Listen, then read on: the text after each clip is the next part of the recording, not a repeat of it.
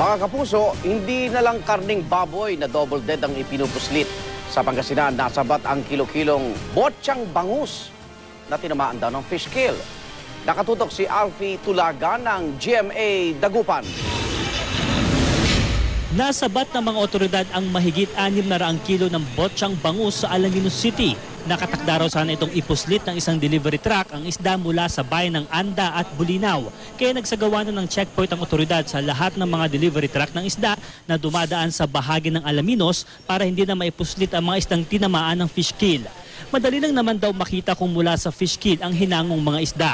Puti daw kasi ang hasang at mabaho ang amoy nito. Sa boundary naman ng Bulinaw at Anda, naabutan namin nagsasalansan ng mga bangus ang mga mangingisda sa pantala ng barangay Katubig. Maaga lang daw sila nag-harvest para hindi na maapektuhan ng fish kill o sa lokal na tawag ay gataw. Yung nakaraan talaga. Ano pa? Yung grabe yung nakaraan. Oo. Pero ngayon ano lang to, mild lang naman to. Mild. Bakit po mild lang? Ibig sabihin, walang gataw na ano. Marami. Gataw in the local dialect, the English term, insufficiency of dissolved oxygen.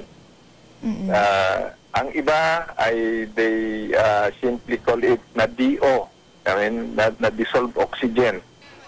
Sa palengke ng Bulinaw, bagsak presyo ang bangus. Si Brenda, naabutan pa naming namimili.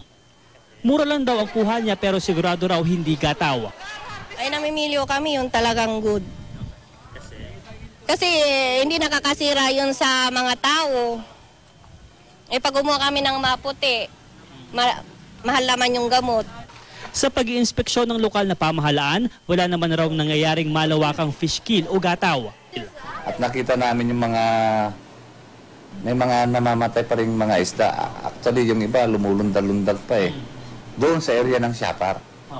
Dito sa area namin sa Bulinaw, sa ngayon, wala pa naman. Posibleng mababa raw ang level ng oxygen sa ilalim ng dagat kung kaya nagkaroon ng gataw. Alfie Tulagan, nakatutok, 24 oras.